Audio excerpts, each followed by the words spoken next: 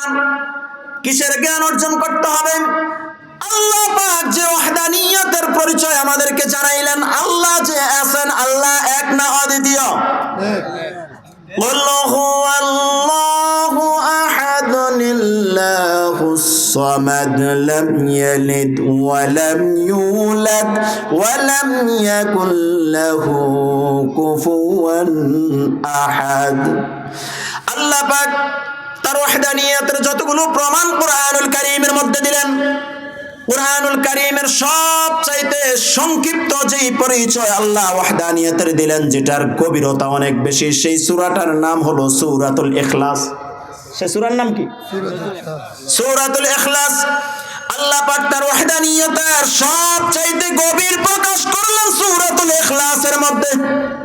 আবার অন্য জায়গায় সূরা বাকারার মধ্যে আয়াতুল কুরসি আমরা পড়ি কি পড়ি না? আল্লাহ পাক এখানে আল্লাহ পাকের 10টা পরিচয় তুলে ধরলেন। আল্লাহু লা ইলাহা ইল্লা হুয়াল হাইয়ুল কাইয়্যুম লা তা'খুযুহু সিনাতুন ওয়ালা নাওম লাহু মা ফিস সামাওয়াতি ওয়া মা ফিল আরদ মান যাল্লাযী يشفع عنده إلا بإذنه يعلم ما بين أيديهم وما خلفهم ولا يحيطون بشيء من علمه إلا بما شاء وسع كرسيه السماوات والأرض ولا يؤوده حفظهما وهو العلي العظيم। বলেন না সুবহানাল্লাহ। আল্লাহ পাক এখানে তার 10টা পরিচয় 10টা বাক্যে আল্লাহ পাক তুলে ধরলেন। আমরা ওইদিকে বয়ান যাচ্ছে না, বয়ান যাবে ঈমানের বিষয়ে আমরা কথা বলবো।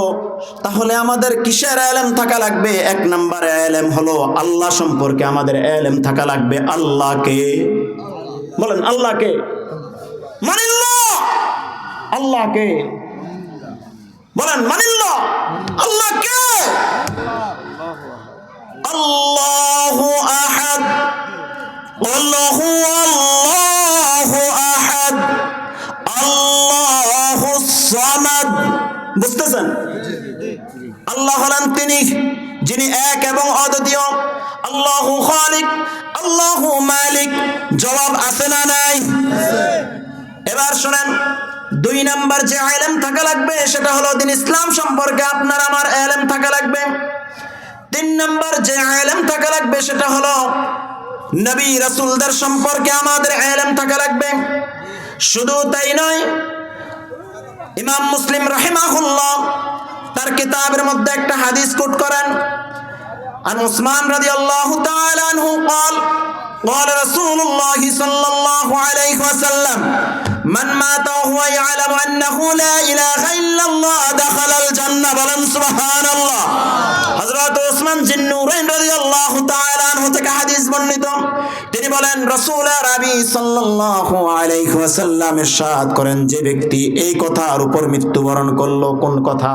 লা ইলাহা ইল্লাল্লাহ, আল্লাহ পাকের এই সাক্ষীটা যে ব্যক্তি দিয়ে মৃত্যুবরণ করলো, দাখালাল জান্নাহ, সে জান্নাতে যাবে। বলেন সুবহানাল্লাহ।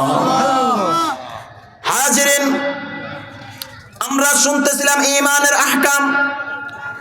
ঈমানের আহকাম 1 নাম্বার হলো আল ইলম, জ্ঞান থাকা। জ্ঞান 3 বিষয়ের উপর। কয় বিষয়? 3 বিষয়। আল্লাহ পাকের উপর, আল্লাহ পাকের ওয়াহদানিয়তের উপর, তাওহীদের উপর।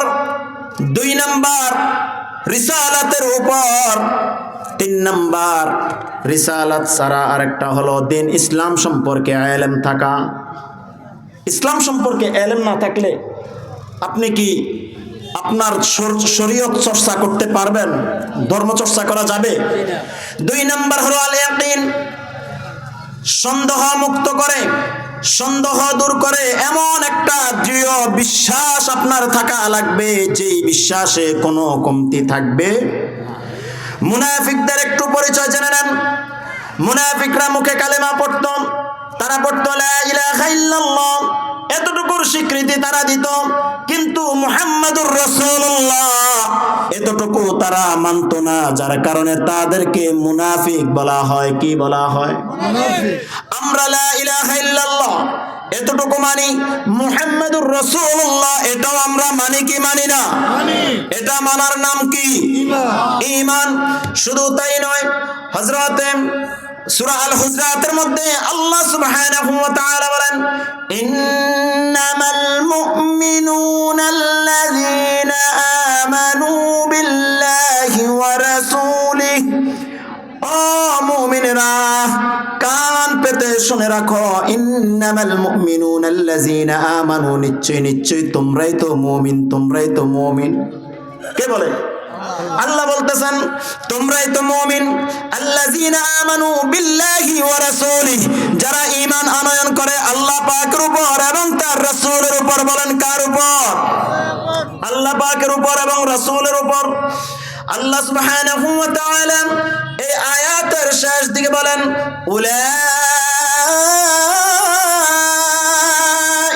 হুমুস সাদিকুন, তারা হলো সত্যবাদী। যারা আল্লাহর উপর ঈমান আনয়ন করে, রাসূলের উপর ঈমান আনয়ন করে, তারা কি বাদী? এখন আমরা স্লোগান দেই, আমরা স্লোগানে শুধু বলি লিল্লাহি তাকবীর, জবাবে বলা হয় আল্লাহু আকবার। রিসালাতের ধ্বনি আমাদের মাঝে নাই, হারিয়ে গেছে। একবার সবাই জোরে তাকবীর দেন, নারে তাকবীর। এই তাকবীরে তো ঈমানওয়ালা হয় না। একটু জোরে, নারে তাকবীর, নারে রিসালাত। বলেন আমরা কি বললাম? নারে তাকবীর, আল্লাহু আকবার, নারে রিসালাত। আমরা দুইটার উপরে ঈমান আনয়ন করেছি। এবার আসেন ঈমানের 3 নাম্বার যে আহকাম, সেই আহকামটা হলো আল কবুল, অন্তরের গভীরে গ্রহণ করা। মুখে মুখে আল্লাহকে বিশ্বাস করলাম, মুখে মুখে রাসূলের রিসালাতের ধ্বনি আমরা দিলাম, অন্তরে গভীর বিশ্বাস আমাদের নাই। অন্তরে গভীর বিশ্বাস না থাকলে মনে হয় জান্নাতে, কি বলেন, জান্নাতে যাওয়া যাবে? এজন্য আল্লাহ পাক বলে দিলেন সূরা বাকারার মধ্যে, ইয়া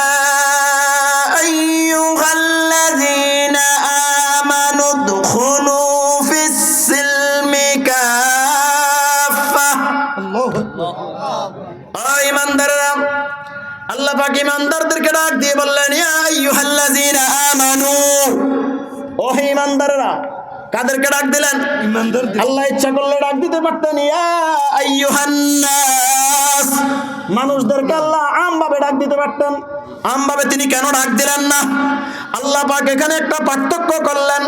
শুধু ইয়া আইয়ুহান নাস তিনি বলেন নাই, সাধারণ কোনো মানুষকে তিনি আহ্বান করেন নাই, তিনি ঈমানওয়ালাদেরকে ডাক দিলেন। ঈমানওয়ালাদেরকে ডাক দিয়ে তিনি বলতেছেন, উদখুলু ফিস সিলমি কাফা। সুবহানাল্লাহ। তোমরা ইসলামে প্রবেশ করো পরিপূর্ণভাবে। কিভাবে? পরিপূর্ণভাবে। ইসলামে অর্ধেক প্রবেশ করলে মুমিন হওয়া যাবে? ইসলামে অর্ধেক প্রবেশ করলে মুমিন হওয়া যাবে না। পরিপূর্ণ প্রবেশ করার নাম কি? ঈমান। এবার আসুন, আল্লাহ সুবহানাহু ওয়া তাআলা আমাদেরকে যে ঈমান শিক্ষা দিলেন, এই ঈমানের 4th নাম্বার হুকুম আহকাম হলো আল ইনকিয়াদ, পরিপূর্ণ আত্মসমর্পণ। কি আত্মসমর্পণ? পরিপূর্ণ। আমি মনে হয় বুঝাইতে পারি নাই। ইসলামটাকে আমি আমার সুযোগ সন্ধানী মতো, আমার সুবিধা মতো কাজে লাগাবো। যেখানে আমার বিপরীত কোনো ঘটনা ঘটবে, ইসলামকে ম্যানেজ করে দিব। মাইনাস মাইনাস, কি বলেন? ইসলামে মাইনাসের কোনো সুযোগ আছে? ইসলামে মাইনাসের কোনো সুযোগ নাই। এজন্য আল্লাহ সুবহানাহু ওয়া তাআলা সূরা আল ইমরানের মধ্যে বলে দিলেন, কুল ইন কুনতুম তুহিব্বুনাল্লাহা ফাত্তাবিউনি ইউহিব্বুকুমুল্লাহ।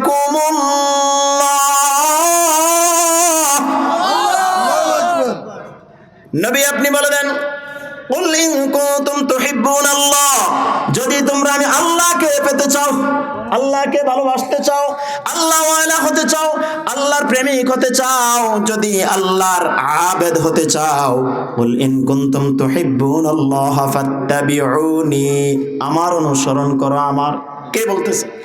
আল্লাহ বলতেছে রাসূলকে। রাসূল আপনি আপনার উম্মতকে জানিয়ে দেন, যদি তারা আমি আল্লাহকে পেতে চায়, তারা যেন আপনি হাবিবের অনুসরণ করে। ফাত্তাবিউনি ইউহিব্বুকুমুল্লাহ, বলেন না সুবহানাল্লাহ। অন্তর দিয়ে পরিপূর্ণ বিশ্বাস, আল্লাহর সমস্ত হুকুমের কাছে আত্মসমর্পণ করা, রাসূলুল্লাহ সাল্লাল্লাহু আলাইহি ওয়াসাল্লামের সুন্নাত ও আদর্শের পরিপূর্ণ অনুসরণ করা, এটাকে বলা হয় আল ইনকিয়াদ। মনে থাকবে? পরিপূর্ণ আত্মসমর্পণ করা। ঈমানের 5 নাম্বার হুকুম হলো আস-সিদকু, সত্যবাদিতা। আস-সিদকু, সত্যবাদিতা। কেমন সত্যবাদিতা? লা ইলাহা ইল্লাল্লাহ মুহাম্মাদুর রাসূলুল্লাহ মুখে বললাম, অন্তরে আমার অন্যটা, মুখে হলো কালেমা, কাজের সাথে কালেমার কোনো মিল নাই। এজন্য পরিপূর্ণ আস-সিদকু, সত্যবাদিতা থাকার প্রয়োজন আছে না নাই? সত্যবাদিতা 3টা জিনিসের উপর নির্ভর করে। কয়টা জিনিস? 3টা। 1 নাম্বার আস-সিদকু ফিল আকওয়াল, মুখেও থাকতে হবে সত্যবাদিতা, মুখে থাকতে হবে সত্য কথা। তাহলে সত্যের বিপরীত কি? বলেন, সত্যের বিপরীত? যারা মিথ্যা বলে তাদের ঈমান আছে না নাই? পরিপূর্ণ ঈমান তাদের নাই। 2 নাম্বার আস-সিদকু ফিল ইতিকাদ, অন্তরেও সত্য থাকতে হবে। মুখে বললাম লা ইলাহা ইল্লাল্লাহ, অন্তরে নেফাকি, আমি কি পরিপূর্ণ ঈমানওয়ালা? 3 নাম্বার হলো আস-সিদকু ফিল আমাল, আমার কাজের সাথে সত্য কাজ আমার থাকতে হবে। সত্য কাজ কাজের মাধ্যমে প্রমাণ করতে হবে। আত-তাসদীকু বিল জিনান, অন্তরে বিশ্বাস, ইকরার বিল লিসান, জবানে স্বীকৃতি, আমাল বিল আরকান, কাজে পরিণতি।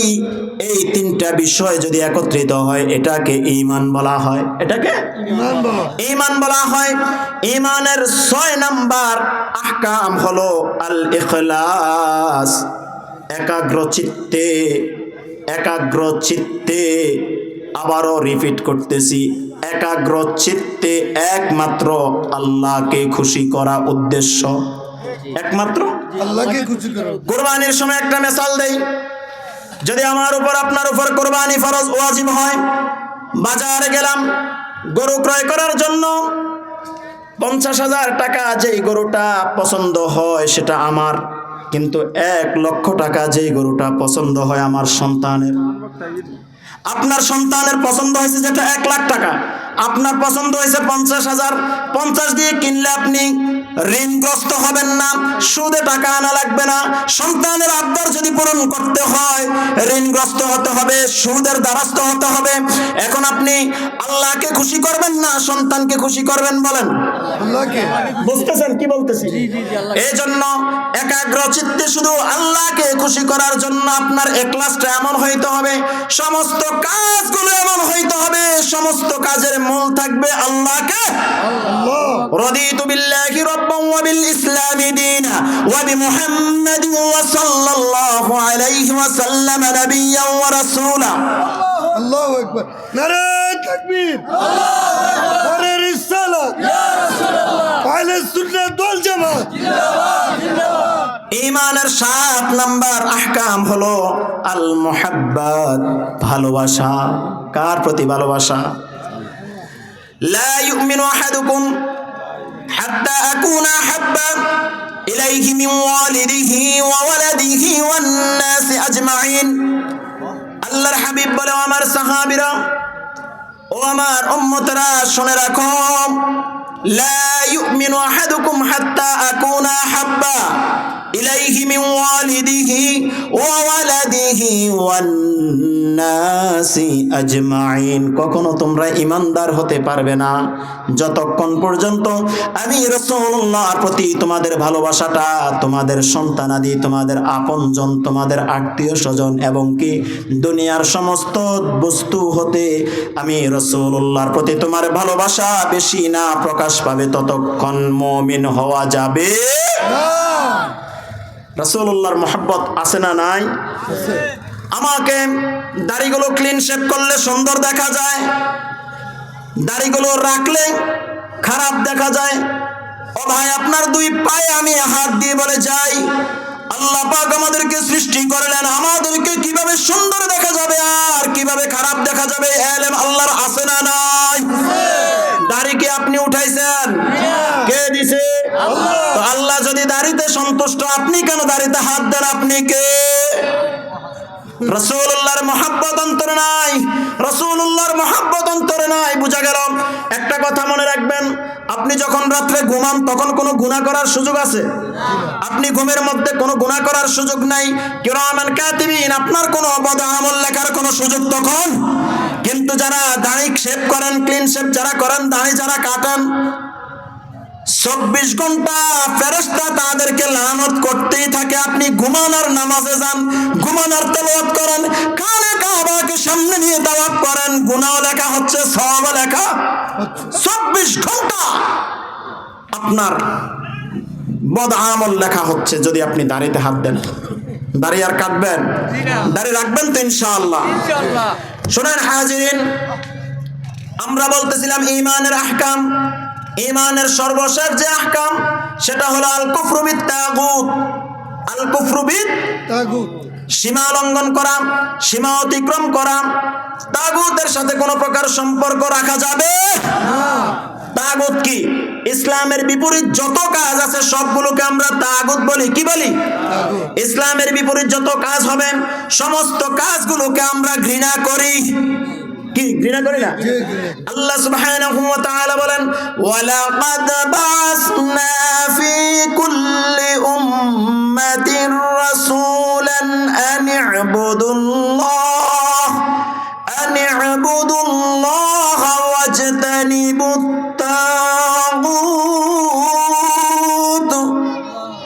আল্লাহ বলেন, আমি প্রত্যেক জাতির মধ্যে রাসূল পাঠিয়েছি। ওয়ালাকাদ বাসনা ফি কুল্লি উম্মাতির রাসূলা, প্রত্যেকটা জাতির মধ্যে আমি রাসূল পাঠিয়েছি। আনি ইবাদুল্লাহ, কি জন্য? যে তারা এই নির্দেশ দিবে তোমরা আল্লাহ পাকের ইবাদত করবে। এরপর আল্লাহ বলেন ওয়াজতানিবুত তাগুত, তাগুতকে বর্জন করবে। আল্লাহর ইবাদত করবে এবং তাগুতকে বর্জন করবে। এই দুইটা কথা তোমাদেরকে জানানোর জন্য প্রত্যেকটা উম্মতের নিকট আমি একজন রাসূল পাঠিয়েছি। বলেন না সুবহানাল্লাহ। তাহলে আল্লাহর ইবাদত করার সাথে সাথে, নেক আমল করার সাথে সাথে তাগুত বর্জন করা নফল না ফরজ? অন্যায়ের প্রতিবাদ করা নফল না ফরজ? এক জায়গায় অন্যায় হচ্ছে, আপনার আমার তেমন ক্ষতি হয় না, আপনি পাশ কাটাইয়ে চলে আসছেন, পরিপূর্ণ ঈমানদার হতে পারবেন? ঈমানের 8 নাম্বার আহকাম হলো আপনাকে তাগুত বর্জন করতে হবে। সর্বপ্রকার প্রেসার ক্রিয়েট করে তাগুতের বিরুদ্ধে আপনাকে ভূমিকা রাখতে হবে। রাজি আছে মুসলমান? আর তাগুত 3 প্রকার। তাগুত কত প্রকার? 3 প্রকার। 1 নাম্বার তাগুত বিল হুকমি, হুকুমগত তাগুত। হুকুমগত তাগুতের অনেক ব্যাখ্যা করা যাবে। আমরা হুকুমগত তাগুতের ব্যাখ্যার দিকে যাব না, যেহেতু আমাদের আকীদার বয়ান এখনো বাকি। শুধু 3টা মনে রাখবেন, আল হুকমু বিত তাগুত, হুকুমগত তাগুত। 2 নাম্বার আত তাগুতু ফিল ইবাদাত, ইবাদতগত তাগুত। 3 নাম্বার আত তাগুতু ফিল মাতবুই আও মুতাইন। এই তাগুত, মাতবু এবং মুতা, এটা খুব গুরুত্বপূর্ণ বিষয়। হযরত ইব্রাহিম আলাইহিস সালাতু ওয়াস সালাম বলেন, ওয়া আনা মিনাল মুশরিকিন, আমি মুশরিকদের অন্তর্ভুক্ত নই। সাইয়েদনা ইব্রাহিম আলাইহিস সালাতু ওয়াস সালাম তিনি বলেন, না না মিনাল মুশরিকিন, আমি মুশরিকদের অন্তর্ভুক্ত নই। হাজিরিন, এই মোটামুটি 8টা বিষয় হলো ঈমানের আহকাম। ঈমানের, তাহলে ঈমানের আরকান কয়টি বলে গেলেন? 5টি। ঈমানের আরকান হলো 5টি আর আহকাম হলো 9টি। আরকান সর্বশেষ যেটা, সেটা হলো আল মাউতু আলা হাযিহিল কালিমা। ওই যে আমরা পাঠ করেছি লা ইলাহা ইল্লাল্লাহ মুহাম্মাদুর রাসূলুল্লাহ, এটার উপরে থেকে মৃত্যুবরণ করা। এটার উপরে থেকে মৃত্যুবরণ করা। এই 9টি বিষয় যদি আমাদের মাঝে পাওয়া যায়, তাহলে আমরা প্রুভ করতে পারবো যে হ্যাঁ, আমরা আসলেই মুমিন, আমরা আসলেই ঈমানওয়ালা। বলেন ঠিক কিনা? হাজিরিন, এবার আসেন ঈমান যদি আপনার আমার থাকে, ঈমান যদি আমরা আনয়ন করি, আমাদের লাভ না লস? লাভ। এখন এই যে লাভ আমরা মুখে মুখে বলি, এই মুখে মুখে বলার পরেও আমাদের কিছু প্রমাণের প্রয়োজন আছে না নাই? এই প্রমাণ হিসাবে আল্লাহ সুবহানাহু ওয়া তাআলা কুরআনুল কারীমের মধ্যে বলেন, সূরাতুস সফ, ইয়া আইয়ুহাল্লাযীনা আমানু, ও হে ঈমানদাররা, হাল আদুল্লুকুম আলা তিজারাতিন তুনজিকুম মিন আযাবিন আলীম, আমি তোমাদেরকে এমন একটা ব্যবসার কথা বলবো নাকি? কোন ব্যবসা? দেখেন, দুনিয়ার কোন দোকানের ব্যবসার কথা বলে নাই। আল্লাহ পাক বলেন, হাল আদুল্লুকুম আলা তিজারাতিন তুনজিকুম মিন আযাবিন আলীম, এমন একটা ব্যবসার কথা তোমাদেরকে শিখিয়ে দিব নাকি যে ব্যবসাটা করলে তোমরা জান্নাতওয়ালা হবে? বলেন সুবহানাল্লাহ। তুনজিকুম মিন আযাবিন আলীম, জাহান্নামের আগুন থেকে তুমি বাঁচতে পারবে। এই ব্যবসাটা সবাই করবেন? সবাই রাজি আছেন করতে? এবার আল্লাহ পাক বলেন, তুমিনুনা বিল্লাহি ওয়া রাসূলিহি, এতক্ষণ ঈমানের যে বয়ান শুনছেন আসছে, তুমিনুনা বিল্লাহি ওয়া রাসূলিহি, আল্লাহর উপর ঈমান আনয়ন করো এবং তার রাসূলের উপর ঈমান আনয়ন করো। কি বলেন? এই আল্লাহর উপর ঈমান আনয়ন এবং রাসূলের উপর ঈমান আনয়ন আমরা এতক্ষণ বয়ান শুনছি যে এর মধ্যে আসেনি। এবার দেখেন, আল্লাহ সুবহানাহু ওয়া তাআলা কুরআনুল কারীমের অন্য এক জায়গায় আল্লাহ পাক ঘোষণা করে দেন, ও আমার বান্দারা, তোমরা যে সমস্ত বিষয়গুলোর উপর ঈমান আনয়ন করবে, এই বিষয়গুলো একটু মনোযোগ সহকারে শোনো। আমানার রাসূলু বিমা উনজিলা ইলাইহি মির রাব্বিহি ওয়াল মুমিনুন, কুল্লুন আমানা বিল্লাহি ওয়া মালাইকাতিহি ওয়া কুতুবিহি ওয়া রুসুলিহি। আসেনি? আসেনি? আল্লাহ পাক সূরা বাকারার মধ্যে বলতেছেন, আমানার রাসূলু বিমা উনজিলা ইলাইহি মির রাব্বিহি ওয়াল মুমিনুন কুল্লুন আমানা বিল্লাহি ওয়া মালাইকাতিহি ওয়া কুতুবিহি ওয়া রুসুলিহি লা নুফাররিকু বাইনা আহাদিম মির রুসুলিহি লা নুফাররিকু বাইনা আহাদিম মির রুসুলিহি ওয়া ক্বালু সামি'না ওয়া আতা'না غفرانك ربنا وإليك المصير। আল্লাহ পাক বলতেছেন, আমি তোমাদেরকে যেই বিষয়গুলোর উপর ঈমান আনয়ন করার জন্য বলতেছি, এক নাম্বার হলো কুল্লুন আমানা বিল্লাহি, সবাই আল্লাহ পাকের উপর ঈমান আনয়ন করবে, ওয়া মালাইকাতিহি, ফেরেশতাগণের উপর, ওয়া কুতুবিহি, তার কিতাবের উপর, ওয়া রুসুলিহি, তার রাসূলের উপর। বলেন না সুবহানাল্লাহ। এগুলোর উপর ঈমান আনয়ন করলে, ঈমান আনয়ন মানে বিশ্বাস স্থাপন করলে সে ঈমান ওয়ালা। কি ওয়ালা? ঈমান ওয়ালা। ঈমান ওয়ালা। শুধু তাই নয়, দেখেন আল্লাহ সুবহানাহু ওয়া তাআলা ঈমানদারদেরকে এতবার তিনি নির্দেশ দিলেন ঈমান আনয়ন করার জন্য। যদি কেউ ঈমান আনয়ন না করে, ঈমান আনয়ন না আনলে, তারপর ঈমান আনয়ন না করলে তার পরিণতি, তার শাস্তিটাও জেনে নেন। কি বলেন? ঈমান আনয়ন না করলে শাস্তি আছে না নাই? আল্লাহ সুবহানাহু ওয়া তাআলা বলতেছেন, ওয়া মান ইয়াকফুর বিল্লাহি ওয়া মালাইকাতিহি ওয়া কুতুবিহি ওয়া রুসুলিহি ওয়াল ইয়াউমিল আখির ফাকাদ দাল্লা দালালাম বাঈদা। আল্লাহ বলতেছেন, যে ব্যক্তি আল্লাহ তার ফেরেশতা এবং কিতাব সমূহের উপর, তার রাসূলগণ এবং আখিরাতকে প্রত্যাখ্যান করলো, ঈমান আনয়ন করলো না, ঈমান আনয়ন করলো না, ফাকাদ দাল্লা দালালাম বাঈদ, সে তো ভীষণভাবে পথভ্রষ্ট হয়ে গেল। পথভ্রষ্ট, দল্লিন, কি হয়ে গেল?